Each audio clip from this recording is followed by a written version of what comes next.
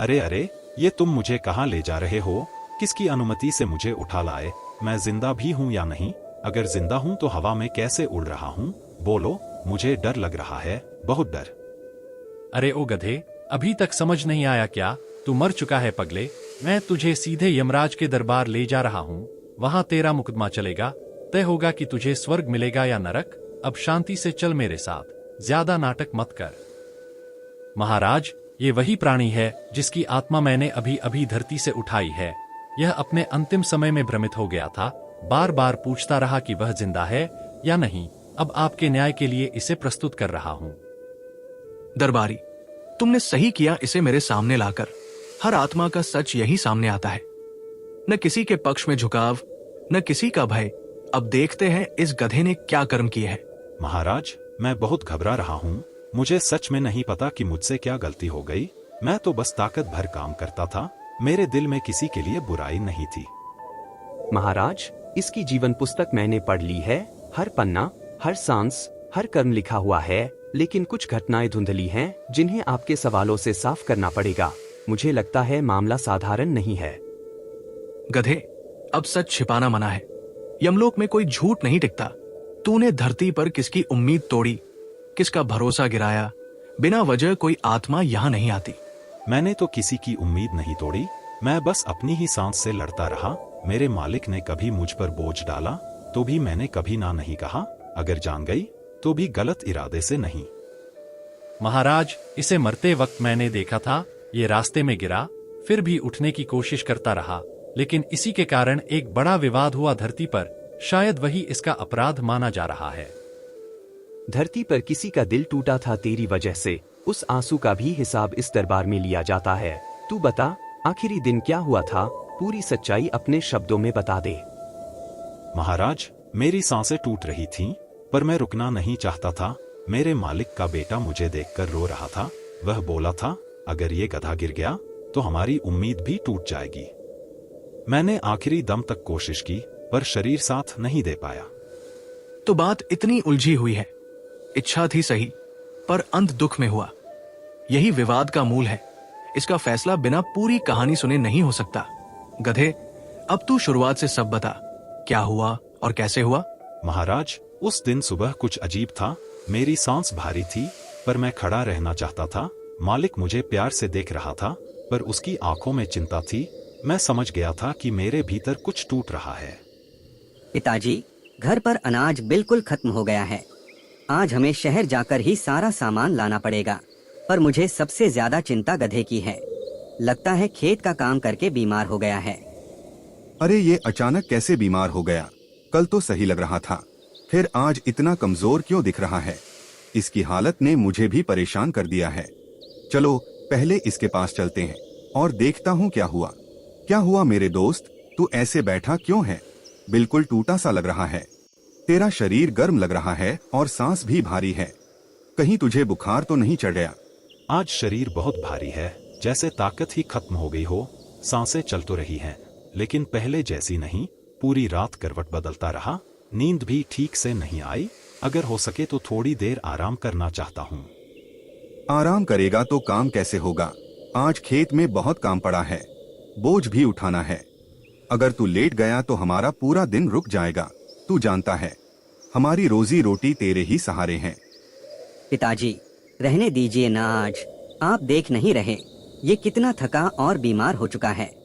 अगर आज इसे जबरदस्ती चलाया तो हाल और खराब हो जाएगा। इसको आराम करने दीजिए। आज मत लगाइए काम पर। आप शहर जाइए और अनाज ले आइए। वहीं से इसके लिए भी दवाई लेते आइए। गधा हमारी जिम्मेदारी है, इसे संभालना हमारा फर्ज है। आज इसे बस सांस लेने दीजिए, उठाने की जिद मत कीजिए। तू सही कह रहा है, ये सच में बहुत टूट चुका है। मुझे भी इसकी हालत देखकर दया आ रही है।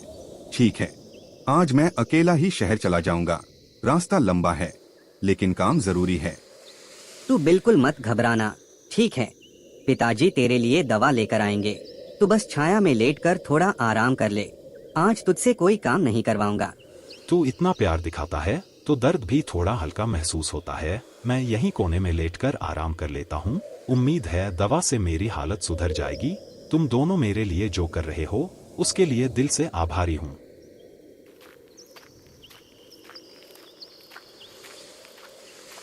अरे बकरी, ध्यान से देख, वो जो जा रहा है ना, वही उस पालतू गधे का मालिक है। इस टाइम इसका यूं भागना थोड़ा अजीब लग रहा है। जरूर कोई गड़बड़ है। मुझे तो लग रहा है घर में कुछ बड़ा ही हुआ है। चलते हैं गधे के पास और देखते हैं असल माजरा क्या है। हाँ लोमड़ी, कुछ तो बात पक्की है, वरना ये मालिक गांव छोड़कर ऐसे नहीं निकलता। उसके चेहरे पर टेंशन साफ दिख रही थी। शायद कोई परेशानी है। अगर गधे से जुड़ा मामला है तो हमें देर नहीं करनी चाहिए। चल जल्दी उसके पास चलते हैं। मुझे लगता है गधा बीमार पड़ा होगा, क्योंकि शहर जाने का मतलब होता है दवाई लाना या कोई जरूरी काम। अगर मालिक दवाई लेने गया है तो गधे की हालत जरूर खराब होगी। चल इससे पहले कि वो वापस आए, हमें सारी जानकारी निकालनी है। हाँ बिल्कुल, और अगर गधा वाकई बीमार है तो ये मौका है सच्चाई जानने का। वो बेचारा हर दिन खेत में जान तोड़ मेहनत करता है, कभी आराम भी नहीं मिलता। मालिक का बर्ताव भी कई बार ठीक नहीं लगता। चल जल्दी करते हैं। अरे गधे भैया, क्या हुआ? तुम तो आज बीमार लग रहे हो। इतनी थकान तो पहले कभी नहीं देखी तुम्हारे चेहरे पर। बताओ, तबीयत ठीक है ना? हाँ बकरी बहन, सुबह से तबीयत कुछ ठीक नहीं लग रही। खेत में बहुत काम था, पूरा दिन हल खींच कर शरीर जवाब दे गया। मालिक जल्दी में था इसलिए आराम भी नहीं कर पाया। बस थोड़ी देर बैठा हूँ कि जान में जान आए। अरे गधे, ये तो साफ दिख रहा है कि तुम हद से ज्यादा थक चुके हो। देखो तुम्हारी आंखें बुझी बुझी हैं और सांसें भी भारी चल रही हैं। लगता है शरीर अब और जुल्म नहीं झेल पा रहा। बताओ, ऐसा कब तक चलेगा? क्या बताऊँ लोमड़ी बहन, सुबह से शाम तक बस काम और काम। मालिक भी मजबूर है, घर में अनाज नहीं था इसलिए और ज्यादा दबाव पड़ गया। शरीर थक जाता है लेकिन दिल कहता है कि मालिक का साथ निभाना है। बस यही गलती है तुम्हारी, हमेशा दूसरों के लिए जीना। दिन भर खेत में जान लगा दोगे तो ऐसा ही बीमार पड़ोगे। तुम खुद को तो कभी इंसान से कम नहीं समझते थे ना, फिर ये गुलामी क्यों कर रहे हो? गुलामी नहीं बकरी, ये गुलामी नहीं, ये मेरा कर्तव्य है। मालिक ने हमेशा मुझे खाना दिया, छत दी, मैं भी तो उसका सहारा हूँ। लेकिन हाँ, कभी कभी थक जाता हूँ, ये सही है। अरे रहने दो गधे, खुद को बहलाते रहो। लेकिन सच यही है कि तुम इंसान के गुलाम बनकर रह गए हो। हम जैसे जानवरों की तरह आजाद रहो तो जरा चैन मिलेगा। हम जहाँ चाहे जाते हैं, जब चाहे खाते हैं, कोई रोक टोक नहीं। हाँ, तुम हमें देखो और खुद को देखो। तुमने अपनी जिंदगी उसी इंसान की रस्सी में बांध दी है। काम करते रहो, बीमार पड़ो, चाहे थककर गिर भी जाओ, किसी को फर्क नहीं पड़ेगा। सच कहें तो तुम अगर कल मर भी गए तो 2 आंसू भी नहीं गिराएगा कोई। ऐसी बातें मत करो बहनों, मालिक इतना भी बुरा नहीं है। हाँ वो गुस्सा करता है, पर यह भी सच है कि उसके सिवा मेरा कोई नहीं। बस आज तबीयत खराब है इसलिए ऐसा लग रहा है। ठीक है, तुम अपनी सोच पर टिके रहो, लेकिन याद रखना, ये गुलामी करते करते तुम खुद को ही खो दोगे। कभी अपने लिए भी जियो, वरना तुम्हारी कहानी भी किसी को याद नहीं रहेगी। चलो बकरी, इसे सोचने दो। हाँ गधे भैया, हम तो सिर्फ सच बोल कर जा रहे हैं। तुम जितना चाहो खुद को बहला लो, लेकिन सच की चुभन तो रहती ही है। चल लोमड़ी, इससे ज्यादा क्या कहें। दोनों चालाकी से मुस्कुराते हुए वहाँ से चली जाती हैं, जबकि गधा चुपचाप बैठा रह जाता है। उसकी आंखों में उलझन, दुख और थकान एक साथ उमड़ रही होती है। आखिर वो लोग गलत तो नहीं कह रही थीं? क्या सच में मैं हमेशा यूं ही गुलामी में जीता रहूंगा? क्या मेरी पूरी जिंदगी सिर्फ खेत और काम के बीच ही खत्म हो जाएगी? क्या मैं भी नहीं चाहता थोड़ा सा चैन, थोड़ा सा आजादी? लेकिन मालिक भी तो बुरा नहीं है। वो मुझे खाना देता है, छत देता है, मेरी देखभाल करता है। अगर मैं काम छोड़ दूं तो उसका घर कैसे चलेगा? उसका बेटा, उसकी पत्नी, सब मेरे काम पर ही निर्भर हैं। तो फिर क्या करूं? क्या मैं आजादी चाहूं जैसे लोमड़ी और बकरी कह रही थीं, या फिर अपने मालिक के साथ रहूं जिसने हमेशा मेरी जरूरतों का ख्याल रखा? मेरा दिल एक बात कहता है और दिमाग दूसरी। समझ नहीं आ रहा क्या सही है। हो सकता है मैं वाकई गुलामी में बंधा हुआ हूं, पर यह भी तो सच है कि अगर मैं चला गया तो मालिक का सहारा टूट जाएगा। मेरे जाने से उनकी जिंदगी मुश्किल हो जाएगी। आखिर सही क्या है, अपनी आजादी या अपने मालिक का साथ?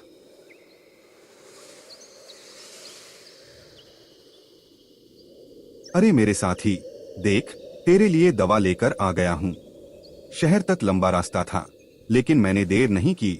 ये दवा खा ले, तो सुबह तक बिल्कुल ठीक हो जाएगा। मुझे तेरी हालत देखकर सच में चिंता हो रही थी।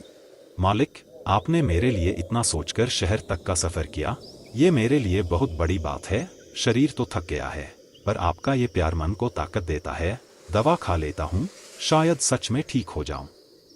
मैंने कहा था ना कि पिताजी जरूर तेरा ख्याल रखेंगे। तू जल्दी ठीक हो जाएगा। फिर हम दोनों मिलकर खेत में हल्का हल्का काम करेंगे।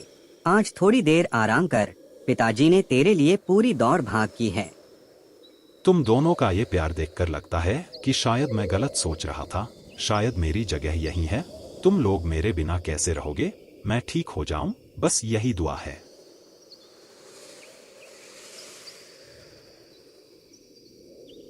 चलो बेटा, अब दवा दे दी है तो ये सुबह तक ठीक हो जाएगा। थोड़ी चिंता थी, लेकिन अब लग रहा है कि हमारा साथी संभल जाएगा। काम तो पड़ा ही है कल जंगल में लकड़ी काटने का। गधे के बिना इतना भारी बोझ कौन उठाएगा? हाँ पिताजी, अगर गधा ठीक ना होता तो कल का सारा काम रुक जाता। जंगल का रास्ता भी लंबा है और लकड़ियाँ बहुत भारी होती हैं। गधा ना हो तो हम दोनों के लिए मुश्किलें खड़ी हो जाती। अच्छा है कि वो आराम कर रहा है और दवा असर करेगी। सुबह होते ही उसे साथ लेकर निकलना पड़ेगा। जंगल से आज जितनी लकड़ी लानी है वो सिर्फ वही ढो सकता है। हमारा घर चलाना भी तो उसी काम पर टिका हुआ है। अब बस उम्मीद है कि कल सुबह पूरी ताकत के साथ उठे। अरे मेरे साथी, उठो। कैसी है अब तबीयत? रात भर दवा काम करती रही होगी। मुझे बता, अब पहले से बेहतर महसूस कर रहा है ना? आज थोड़ा संभल जाओ तो हम जंगल का काम भी निपटा लेंगे। हाँ, पहले से थोड़ी राहत महसूस हो रही है। दर्द कल जितना तेज नहीं है, पर पूरी तरह ठीक भी नहीं हुआ हूँ। फिर भी अगर आपको जरूरत है तो मैं जंगल चलने के लिए तैयार हूँ। आपका काम मुझसे ही तो होता है। नहीं, तुम पर ज्यादा जोर नहीं डालना चाहिए, लेकिन अगर तुम खुद कह रहे हो कि चल सकते हो तो धीरे धीरे चलते हैं।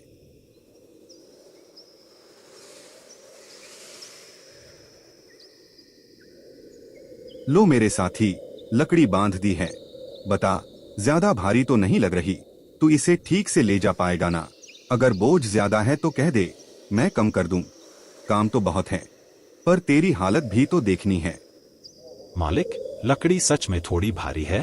तबीयत भी अभी पूरी तरह ठीक नहीं। शरीर में ताकत कम लग रही है, पर मैं कोशिश करूंगा। आपकी जरूरत है तो मैं ले जाऊंगा, बस थोड़ा धीरे धीरे चलना पड़ेगा।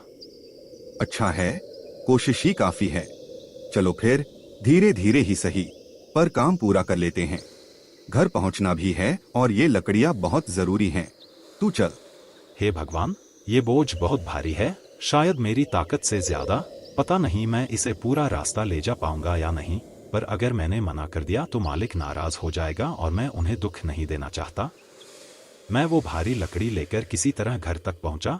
बोझ इतना था कि मेरे पैरों में जान ही नहीं बची थी। कुछ देर बाद ही मेरी तबीयत अचानक बहुत खराब होने लगी।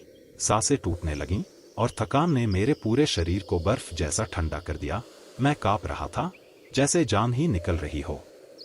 फिर मेरी आंखों के सामने अंधेरा छाने लगा। सब कुछ धुंधला हो गया और पता ही नहीं चला कि मेरे साथ फिर क्या हुआ। बस ऐसा लगा जैसे कोई जोर जोर से रो रहा हो, शायद मालिक या उसका बेटा। और जब मेरी आंखें दोबारा खुली तो मैं यहाँ आ गया। मुझे नहीं पता मेरा अंत कैसे हुआ, पर इतना याद है कि मैं आखिरी सांस तक अपना काम निभाता रहा। बस इतना ही सच है मेरे साथ का। गधे, तुम्हारी कहानी सुनकर स्पष्ट है कि तुमने जीवन भर मेहनत की है। बीमारी में भी तुमने अपने मालिक का साथ नहीं छोड़ा। तुम्हारे दिल में किसी के प्रति बुराई नहीं थी। अब तुम्हारा निर्णय धैर्य और ईमानदारी से होगा। महाराज, मैंने बस वही किया जो मेरा फर्ज था। मुझे नहीं पता था कि इससे मेरा अंत इतना जल्दी हो जाएगा। मैं सिर्फ अपने मालिक और उनके बेटे की भलाई चाहता था। मेरी गलती क्या है, ये आप ही जानते हैं। महाराज, इसका हिसाब बिल्कुल साफ है। इसने जीवन भर न किसी को चोट पहुंचाई, न लालच रखा, न झूठ बोला। बीमारी में भी बिना शिकायत अपना कार्य करता रहा। इसके कर्म पूरी तरह पवित्र हैं। महाराज, जब इसे यहाँ लाया गया तब भी यह डर से कांप रहा था, लेकिन किसी के प्रति द्वेष नहीं था। इसने हर कदम पर अपनी जिम्मेदारी निभाई। ऐसे प्राणी बहुत दुर्लभ होते हैं। इसके प्रति न्याय होना आवश्यक है। चित्रगुप्त, तुम्हारा लेखा जोखा साफ है। इस प्राणी ने अपने जीवन में धर्म, कर्तव्य और निष्ठा निभाई है। ऐसे जीवों को नर्क का कोई स्थान नहीं। इसके लिए स्वर्ग का द्वार खोलना उचित है। स्वर्ग? महाराज, मैंने ये कभी सोचा भी नहीं था। मुझे तो बस इतना था कि कहीं मैं किसी का दोषवार न ठहरूं। क्या सच में मैं इसके योग्य हूँ? हाँ गधे, बिल्कुल योग्य हो। जिन्हें सेवा और त्याग की कीमत नहीं समझती दुनिया, उनके कर्म यहाँ मूल्यवान होते हैं। तुम्हारे भीतर की सच्चाई ही तुम्हारी सबसे बड़ी पूंजी थी। चलो साथी, तुम्हारे लिए स्वर्ग का मार्ग तैयार है। अब तुम्हें कोई बोझ नहीं उठाना पड़ेगा, न दर्द न थकान, बस शांति, सम्मान और विश्राम मिलेगा। तुमने जो सहा है उसके बाद ये तुम्हारा हक बनता है। धन्यवाद, सच में धन्यवाद। पहली बार लग रहा है कि मेरी तकलीफों का कोई मतलब था। मेरी आत्मा अब हल्की महसूस कर रही है। मैं आगे बढ़ने के लिए तैयार हूँ। घोषणा की जाती है, इस गधे को तुरंत स्वर्ग पहुंचा दिया जाए। इसके पवित्र कर्मों के सम्मान में इसे उच्च स्थान दिया जाएगा। आज से ये यमलोक की दृष्टि में धर्मात्मा कहलाएगा। इसे शांति मिले।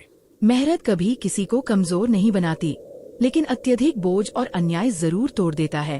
गधा पूरे दिल से काम करता है, पर उस पर इतना बोझ डाला गया कि उसकी जान ही चली गई। मेहनत अच्छी है, पर शोषण गलत है। देखा बकरी, कितना समझाया था इस नमक हराम दिमाग वाले को, लेकिन नहीं। साहब को तो बस मालिक मालिक जपना था। अब लो, गुलामी करते करते मर ही गया। सच कह रही है लोमड़ी। अरे आजादी नाम की भी कोई चीज होती है, लेकिन उसे तो लगता था इंसान उसके भगवान हैं। बस उनकी सेवा करते रहो, और नतीजा देख, जान ही चली गई। अब कौन उठाएगा मालिकों का बोझ? नया गुलाम ढूंढेंगे। ये दुनिया ऐसे ही चलती है। बेवकूफ था जो सोचता था मेहनत का बदला कभी मिलेगा। हाँ, और सच्चाई ये है लोमड़ी की जो खुद के लिए नहीं लड़ता, उसकी कहानी ऐसे ही खत्म होती है। चल, अब चलें। यहाँ रोने की जरूरत हमें नहीं है। ये कहानी आपको कैसी लगी कमेंट करके ज़रूर बताएं, और वीडियो को लाइक करना न भूलें। ऐसी ही कहानियाँ देखने के लिए इशू स्टोरी टाइम को सब्सक्राइब करना न भूलें। धन्यवाद।